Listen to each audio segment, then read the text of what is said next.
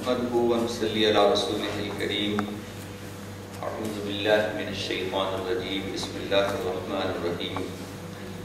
يا ايها الذين آمنوا اتقوا الله ولتنظر نفس ما قدمت لغد واتقوا الله ان الله خبير بما تعملون. صدق اللہ العظیم.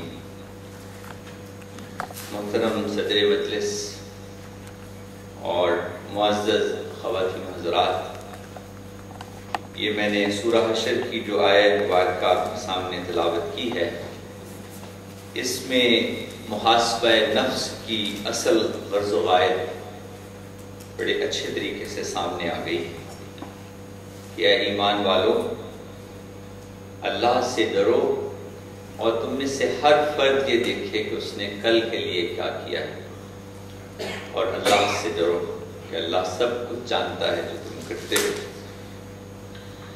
تو یہ دیکھنا کہ ہم آج کیا کر رہے ہیں اور اس کے اثرات کل کیا ہوں گے، اسی کا نام محاسبہ ہے. کیونکہ آج کا محاسبہ کل کی کامیابی کا ضامن ہے. جیسے ہم ہر کام میں حساب کتاب کرتے ہیں، ہر روز اپنی آمدنی، اپنے خرچ، اپنے وقت، تو یہ جمع تفریق جو بیلنس کرنا ہے، نفع اور نقصان دیکھنا ہے، ہم کتنی بلندی پہ گئے ہیں، کتنی پستی میں اتر گئے ہیں، اس کا نام محاسبہ ہے. اور اس میں حضرت عمر رضی اللہ عنہ کا جو بہت مشہور قول ہے وہ ہمارے لیے رہنما ہے کہ حاسبوا انفسکم قبل ان تحاسبوا، اپنے نفسوں کا محاسبہ کر لو اس سے پہلے کہ تمہارا محاسبہ کیا جائے، تمہارا حساب ہو، اور اس بڑے میدان کے واسطے کے لیے تیار ہو جاؤ. اور بے شک قیامت کے دن کا حساب اسی پر آسان ہوگا جو دنیا میں اپنے نفس کا محاسبہ کرے گا. تو محاسبہ دراصل خود آگاہی اور خود آگہی کا عمل ہے.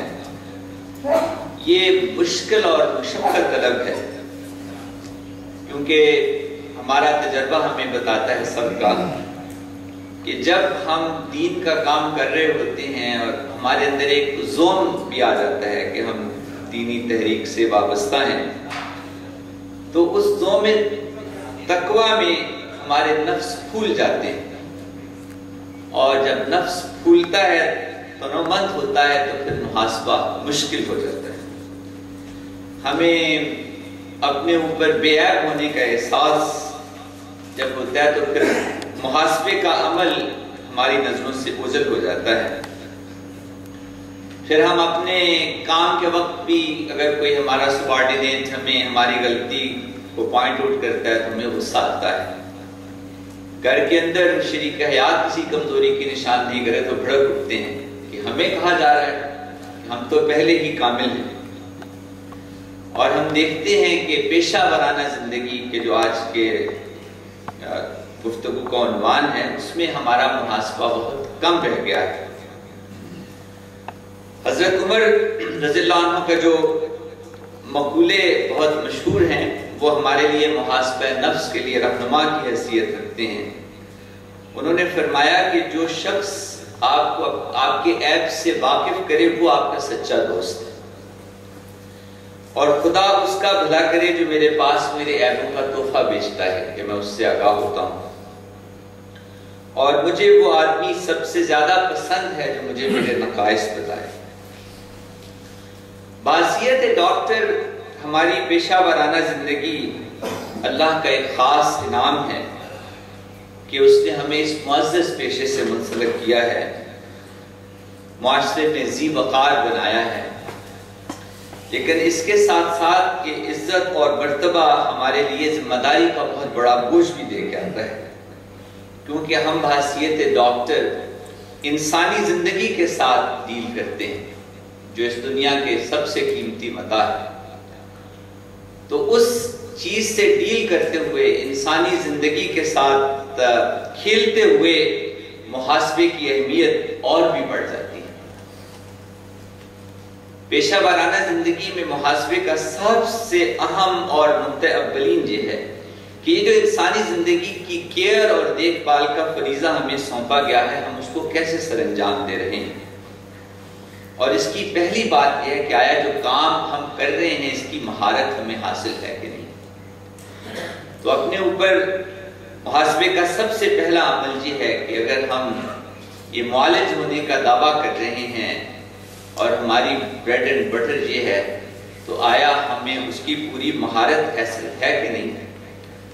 اپنی طالب علمانہ زندگی میں، اس کے بعد اپنی ٹریننگ کے دوران، یہ مہارت حاصل کرنے کا عمل ایک مسلسل عمل ہے، ابتدا سے شروع ہو کے، اور مسلسل اس کے معیار کو جانچنا ہمارے لیے اہم ضروری ہے۔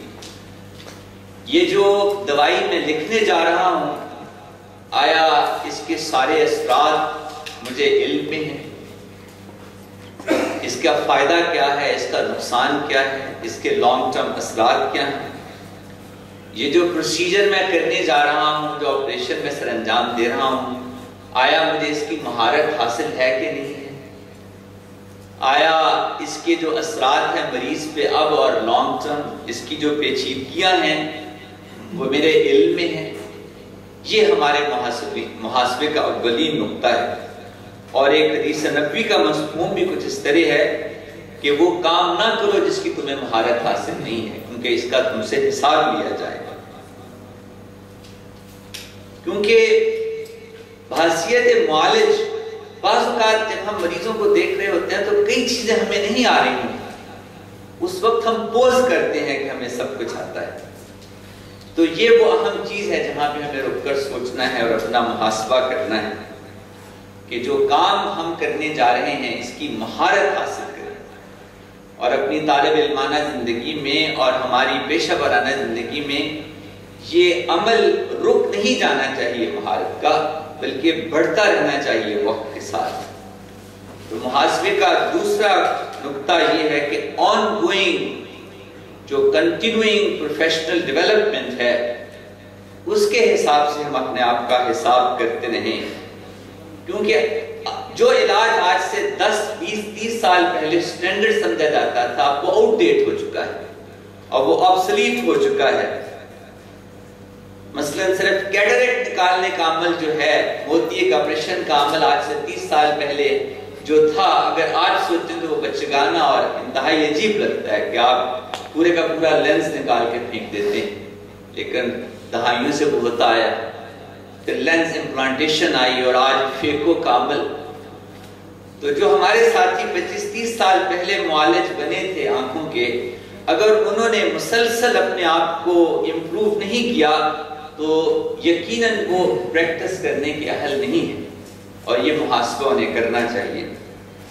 یا ہم جو فزیشین آج سے 30 سال پہلے ہارٹ اٹیک کو جس طرح ڈیل کرتے تھے، آج ہم سوچیں تو وہ عجیب لگتا ہے کہ درد ہوئی ہے چیسٹ میں، مریض آ گیا تو اس کو ریسٹ پہ ڈال دو، وہ 3 ہفتے کا کمپلیٹ بیڈ ریسٹ، جو 10-5 سال بعد پتہ چلا کہ bed rest is the bed rest.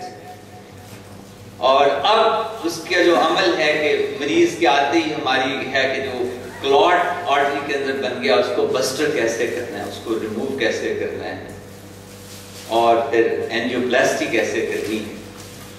تو معالجین کا فرض یہ ہے کہ وہ وقت کے چلتے ہوئے دھارے میں اپنے نالج کو اور اپنی مہارت کو مسلسل آگے بڑھائیں اور اپنا محاسبہ کرتے رہیں کہ ہم کہیں پیچھے تو نہیں رہ گئے۔ اور پھر میڈیکل پریکٹس کرتے ہوئے انسان سے غلطی ہوتی ہے، وہ بھول چوک ہوتی ہے، تو اس غلطی کو تسلیم کرنے کے لیے ہر وقت تیار رہنا چاہیے۔ اگر ہمارے نالج میں کچھ کمی ہے تو اس کا احساس ہونا چاہیے، اور اپنی حدوں کا، لمیٹیشنز کا، کہ یہ کام میں کر سکتا ہوں، اس سے آگے کوئی اور ماہر ہے میرا دوست، وہ کر سکتا ہے۔ اور اس کے لیے ہمارے پاس جو ذرائع ہیں آج کل کے دور میں بہت آسان ہو گئے۔ ہمارے کلینک میں، ہمارے بیڈ روم میں اور ہمارے کمرے میں وہ کتابیں ضرور پڑھی ہونی چاہیے جو ہمیں علم اور ہماری مہارت کو اپ ٹو ڈیٹ رکھ سکیں۔ اب تو hand held computer up to date اور دوسرے پروگرام یہ بالکل اب ضروری ہو گئے ہیں، اور اس سے بے نیاز ہونے کا مطلب یہ ہے کہ ہم اپنی مہارت میں کم ہو گئے ہیں اور ہم اپنے مریض کو وہ کچھ نہیں دے سکیں گے جس کا دینا ہمارا فرض ہے۔ اور ایک اور اہم نقطہ یہ ہے اپنے ساتھیوں سے مشورہ کرنا۔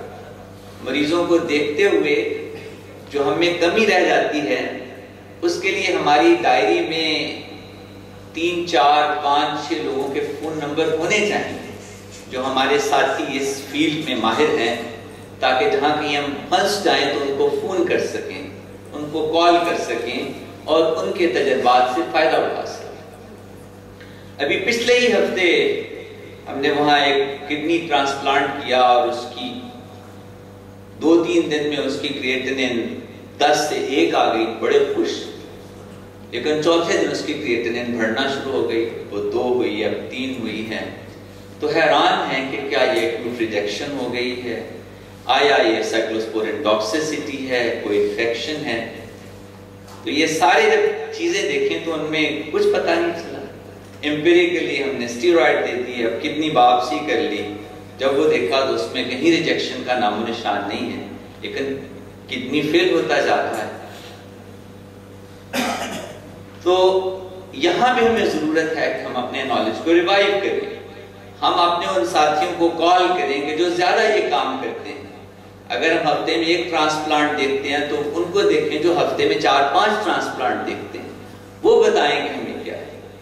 اب جو دوسرے ہفتے میں ہم نے باپسی کی ہے تو نظر لگایا کہ ٹیبیولز کے اندر کیلشیم آکسلیٹ کی کرسٹلز بڑی بڑی، تو یہ ایک ریئر چیز ہے کہ ہائپر آکسیلوریا کا پیشنٹ بچپن سے چلا آ رہا ہے، تو اب اس کو کڈنی ٹرانسپلانٹ کیا ہے تو جتنا آکسلیٹ کا لوڈ ہے وہ اچانک اس نے ٹیبیولز کو کلاک کر دیا ہے۔